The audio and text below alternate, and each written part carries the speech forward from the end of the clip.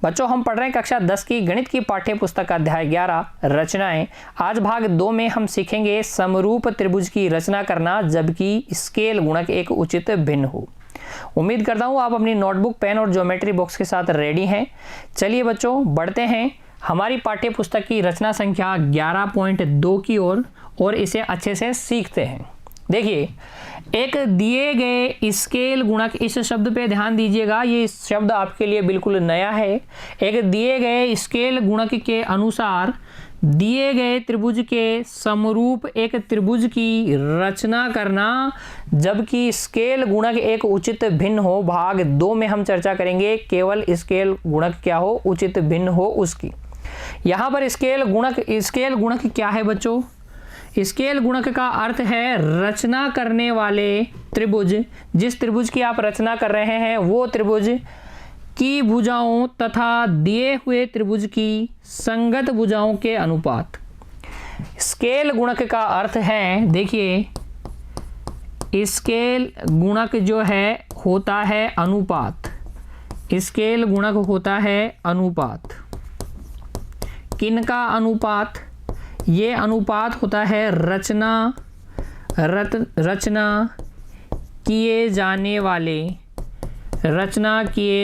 वाले त्रिभुज की भुजाएं। रचना किए जाने वाले त्रिभुज की भुजाएं अनुपात दिए गए त्रिभुज की संगत भुजाएं। रचना किए जाने वाले त्रिभुज की भुजाएं और दिए गए त्रिभुज की भुजाओं के अनुपात को हम कहते हैं स्केल गुणक। हम रचना करने वाले हैं दिए गए त्रिभुज के समरूप त्रिभुज की, जबकि ये स्केल गुणक क्या हो, उचित भिन्न हो। स्केल गुणक क्या हो, उचित भिन्न हो। अगले भाग में हम सीखेंगे कि जब स्केल गुणक अनुचित भिन्न होता है तब हम दिए गए त्रिभुज के समरूप त्रिभुज की रचना कैसे करेंगे। इस भाग में हम सीखेंगे स्केल गुणक उचित भिन्न हो तो दिए गए त्रिभुज के समरूप त्रिभुज की रचना किस प्रकार से की जाती है। उसके लिए देखते हैं बच्चों हमारी पाठ्य पुस्तक की उदाहरण संख्या 1। पढ़िए ध्यान से। एक दिए गए त्रिभुज ABC के समरूप एक त्रिभुज की रचना कीजिए जिसकी भुजाएं दिए गए त्रिभुज की संगत भुजाओं की 3/4 हो, अर्थात स्केल गुणक 3/4 हो। तो आपको करना क्या है, एक त्रिभुज ABC दिया गया है, ये त्रिभुज ABC आपको दिया गया है और इसके एक समरूप त्रिभुज की रचना करनी है। समरूप त्रिभुज की रचना करनी है, इस प्रकार से करनी है कि ये जो नया त्रिभुज आप बना रहे हो, ये जो समरूप त्रिभुज जिसकी आप रचना कर रहे हो, उसकी भुजाएं, इस त्रिभुज की भुजाएं और इस त्रिभुज की भुजाओं का अनुपात 3/4 हो। यानी कि ये तो इस त्रिभुज की भुजाएं हो गई, ये इस त्रिभुज की भुजा हो गई। जो नया त्रिभुज बनेगा वो मूल त्रिभुज जो दिया गया त्रिभुज है उससे कैसा बनेगा, छोटा बनेगा। और छोटा मतलब अंदर ही बनेगा। इन शब्दों के अर्थ भी आपको समझ में आ जाएंगे जब आप उचित भिन्न और अनुचित भिन्न दोनों केस के अंदर समरूप त्रिभुज की रचना समझ जाएंगे। तो अभी आप ये समझिए कि जो नया त्रिभुज बनेगा वो छोटा त्रिभुज बनेगा, अंदर बनेगा। उदाहरण संख्या 1 का हल समाप्त होते होते इन दोनों बातों का अर्थ आपको समझ में आ जाएगा। देखो उदाहरण संख्या 1 के हल में हम बनाएंगे सबसे पहले कच्चा चित्र। तो ये तो है दिया गया त्रिभुज ABC और हम इसके समरूप त्रिभुज की रचना करने वाले हैं। इसके समरूप त्रिभुज हो जाएगा ये, इस प्रकार से अंदर की ओर बनाना है, आपको छोटा बनाना है AB' तो आप इस प्रकार से रचना करेंगे समरूप त्रिभुज की। ये जो AB' और AB है इसका अनुपात AB' और AB है इसका अनुपात 3/4 होना चाहिए। ये दोनों त्रिभुज AB' C' समरूप होने चाहिए, है ना। यही तो हमें करना है, त्रिभुज ABC के समरूप त्रिभुज की रचना करनी है और संगत भुजाओं का अनुपात 3:4 होना चाहिए। तो ये वास्तव में हमारा वांछित त्रिभुज ही है। कैसे हमें पता चलेगा, कैसे पता चलेगा? उसके लिए देखो, पहले हम कर लेते हैं रचना, और उसके बाद में मैं सत्यापित भी करूंगा कि ये जो त्रिभुज मैं बता रहा हूँ AB'C' इस त्रिभुज ABC के समरूप है और इसकी संगत भुजाएं त्रिभुज ABC की संगत भुजाओं की 3/4 है। ठीक है ना? तो देखो, जैसे ही आपको स्केल गुणक उचित भिन्न दिखे, आपके दिमाग में ये आ जाना चाहिए कच्चा चित्र। ये ABC तो हमें पता है दिया गया त्रिभुज ही है। अब हमारा काम ये है B' और C' को ढूंढना, तो B' और C' कैसे पता करेंगे? उसके लिए देखो, कुछ हमें करनी होगी गणना। यहां पर देखो, स्केल गुणक कितना दिया गया है? 3/4, अर्थात हमें दिया गया है AB' बराबर 3/4, और यहाँ से हम कह सकते हैं AB' बराबर 3/1। देखो कैसे, AB कितना? AB अगर 4 इकाई है, AB को अगर हम 4 इकाई लेते हैं तो AB' कितना होगा? 3 इकाई होगा। ये होगा 3 इकाई, ये पूरा है 4 इकाई, ये बचा हुआ 1 इकाई हो गया। तो AB' बटे B' कितना हो गया? 3/1। यानी कि ये B' एक ऐसा बिंदु है जो इस AB को 3:1 के अनुपात में B' AB को 3:1 के अनुपात में विभाजित करता है,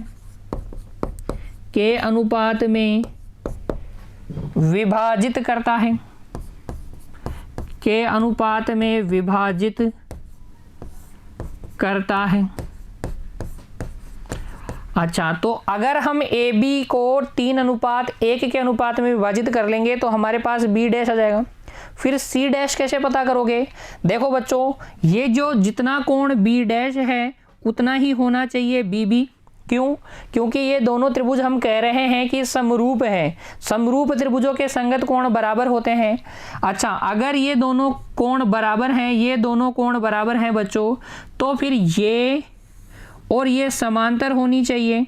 तो जैसे ही आप B' से इस BC के समांतर रेखा खींचोगे, ये AC को जहां काटेगी वही बिंदु आपके पास क्या आ जाएगा? C' आ जाएगा। वही बिंदु आपके पास C' आ जाएगा। आइए अब हम बनाते हैं समरूप त्रिभुज। तो सबसे पहले आप बना लीजिए दिया गया त्रिभुज ABC। ये लो, दिया गया त्रिभुज ABC बना लिया। ये तो दिया गया त्रिभुज ABC है, ठीक है, दिया गया त्रिभुज है ये, और इसके समरूप त्रिभुज की रचना हमें करनी है ABC। मेरे साथ साथ हल करेंगे बच्चों, मेरे साथ साथ रचना करेंगे, तभी आप सीखेंगे।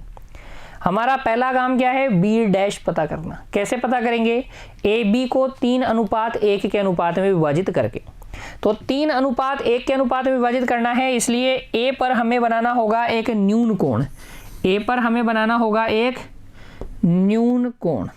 तो A पर एक न्यून कोण बना लेंगे BAX। क्या बना लेंगे? न्यून कोण BAX। 3:1 के अनुपात में विभाजित करना है, अनुपातों का योग हो गया 4। तो AX पर 4 समान लंबाई वाले चाप आपको काटने हैं। AX पर प्रकार की सहायता से 4 समान लंबाई के चाप काटिए।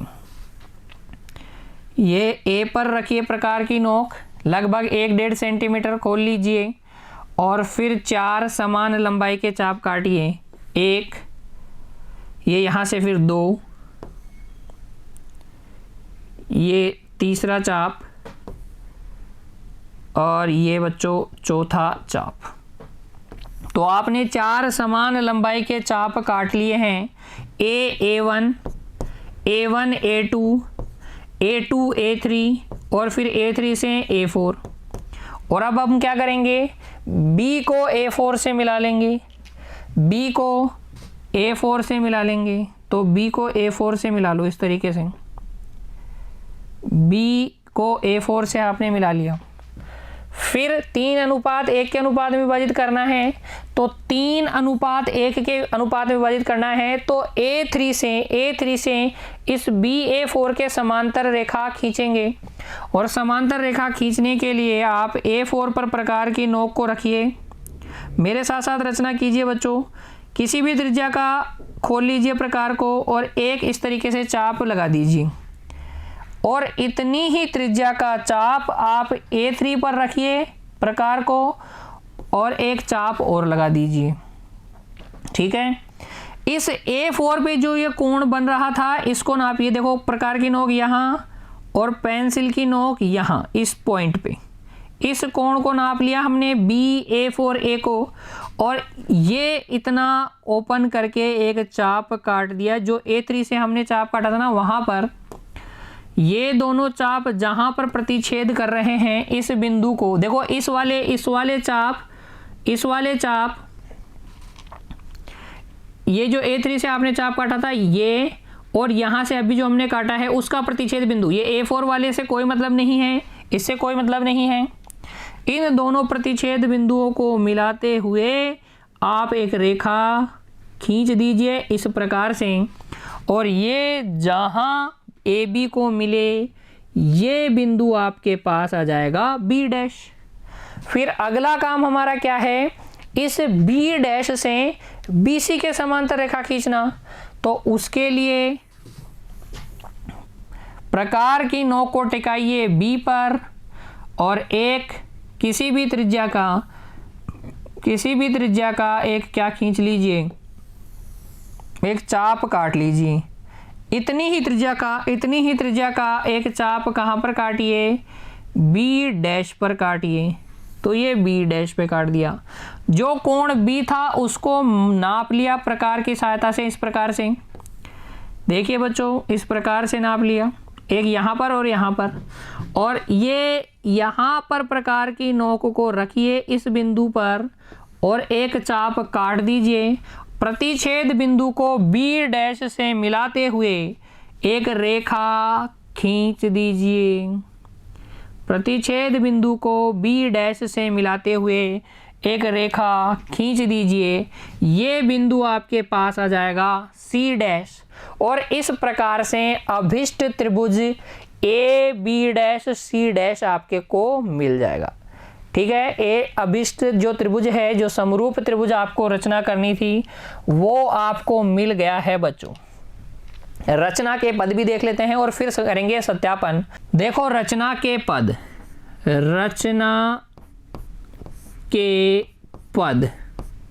किस प्रकार से आपने समरूप त्रिभुज की रचना की, वो पद अब हम यहाँ लिखने वाले हैं। सबसे पहले देखिए, सर्वप्रथम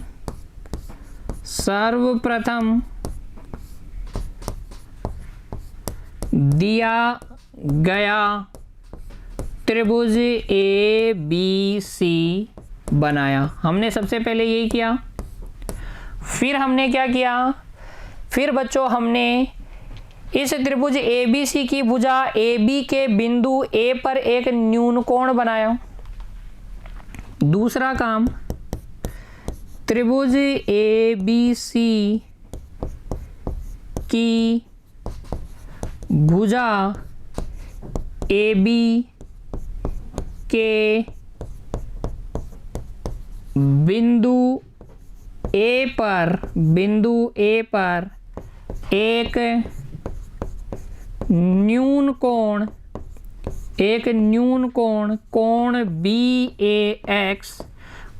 BAX बनाया। तो हमने एक न्यून कोण बनाया। फिर हमने क्या किया था, इस न्यून कोण वाली भुजा AX पर 4 समान लंबाई के चाप काटे थे। तो हम कहेंगे अगला बिंदु AX पर 4 समान लंबाई के चाप A1, दूसरा A1 A2, तीसरा A2 A3 तथा चौथा कौन सा A3 A4 काटा, A3 A4 काटा। फिर हमने क्या किया, BA4 खींचा। हमने क्या किया था, ये BA4 ही तो खींचा था, तो फिर हमने BA4 खींचा, BA4 खींचा तथा A3 से BA4 के समांतर रेखा खींची,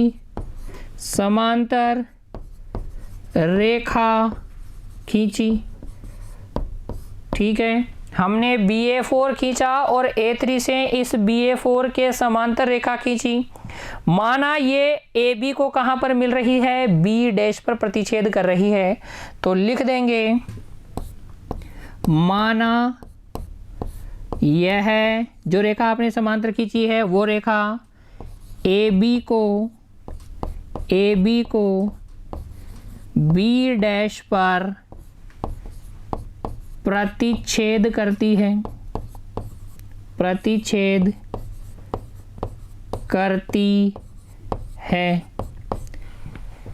यह AB को B' पर प्रतिच्छेद करती है। और फिर आपने क्या किया, देखिए अगला पॉइंट, फिर आपने B' से BC समांतर खींची एक रेखा, तो बिंदु B' से BC के समांतर एक रेखा खींची। देखो लिखेंगे बिंदु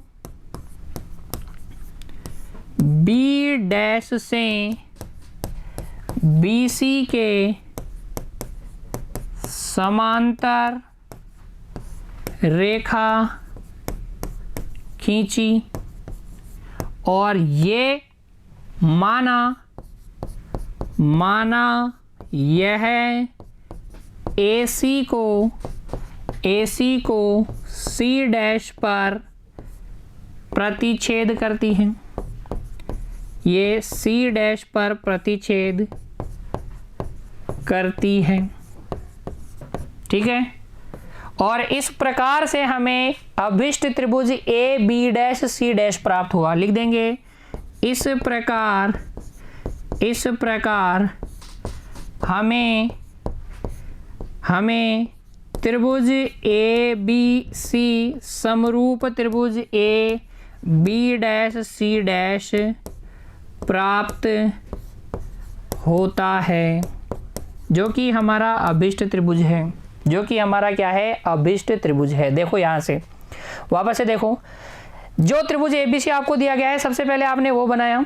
इस त्रिभुज ABC की भुजा AB के बिंदु A पर आपने एक न्यून कोण बनाया ताकि आप AB का विभाजन कर सकें।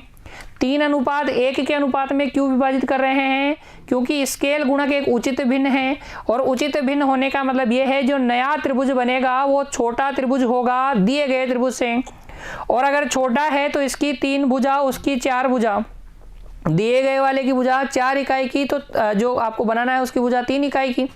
और अनुपात क्या आ जाएगा, ये जो नया त्रिभुज है B' इसका बिंदु ये B' होगा, ये इस त्रिभुज ABC की भुजा को 3:1 के अनुपात में विभाजित करेगा। यहाँ मैंने आपको कच्चा चित्र के माध्यम से समझाया था, ये गणना के माध्यम से भी हम देख सकते हैं कि ये 3:1 के अनुपात में विभाजित करता है। तो B' आपको मिल जाएगा। B' मिलने के बाद में आप BC के समांतर रेखा खींच देंगे, इससे C' मिल जाएगा। AB' C' हमारा क्या होगा, अभिष्ट त्रिभुज होगा, जो कि क्या है, दिए गए त्रिभुज के समरूप हैं और जिसकी भुजाएं दिए गए त्रिभुज की भुजाओं की 3/4 है। आइए बच्चों सत्यापन और करके दिखा देता हूं आपको। देखो सत्यापन, रचना के पदों के बाद में आप करेंगे सत्यापन, अपनी रचना का सत्यापन करते हैं। तो यहां पर आपको दो त्रिभुज दिख रहे हैं, त्रिभुज A B dash C dash तथा त्रिभुज ए बी सी। तो इन दोनों में देखो, त्रिभुज A B dash C dash तथा त्रिभुज ए बी सी में कोण ए बराबर है कोण ए के, क्योंकि ये दोनों त्रिभुजों में क्या है, उभयनिष्ठ है। दोनों त्रिभुजों में क्या है, उभयनिष्ठ है। इसका कोण बी डैश इसके कोण बी के बराबर है, क्योंकि हमने रचना ही ऐसे की है। अरे रचना ही तो हमने ऐसे ही तो की थी, जितना कोण ये था उतना ही तो माप के ये बनाया था, तो ये दोनों कोण बराबर हैं। दोनों त्रिभुजों में दो कोण बराबर हैं। इसका मतलब ए समरूपता के नियम से, समरूपता के नियम से ये त्रिभुज A B dash C dash समरूप है त्रिभुज ए बी सी के। तो ये समरूप तो है। अब सिर्फ हमें ये सत्यापित करना है कि इस नए रचना किए गए त्रिभुज की भुजाएं दिए गए त्रिभुज की भुजाओं की 3/4 हैं। अतः क्योंकि ये समरूप है, इसलिए A B dash upon A B बराबर होगा बी डैश सी डैश बटे बी सी बराबर होगा ए सी डैश बटे ए सी। और ये बराबर देखो कितना होगा, ए बी डैश कितना है 3 और ए बी कितना है 4, ए बी कितना है 4। Hence verified, hence proof. इस प्रकार से आप अपनी रचना को सिद्ध भी कर सकते हैं। आपने जो त्रिभुज बनाया है वो त्रिभुज ए बी सी के समरूप है, और इनकी जो त्रिभुज A B dash C dash है, इसकी भुजाएं दिए गए त्रिभुज ए बी सी की भुजाओं की 3/4 गुनी हैं। आ गई बात समझ में? तो बच्चों आज हमने सीखी रचना संख्या 11.2, एक समरूप त्रिभुज की रचना करना, दिए गए त्रिभुज के समरूप त्रिभुज की रचना करना, जबकि स्केल गुणक क्या हो, एक उचित भिन्न हो। बच्चों आ गई बात आपको समझ में? उम्मीद करता हूं हर एक बात आपने मेरे साथ साथ हल की है, लिखी है बच्चों, समझी है। अब आप इसका अभ्यास करेंगे। मिलते हैं अगली कक्षा में, तब तक के लिए पढ़ते रहिए, खुश रहिए बच्चों। धन्यवाद।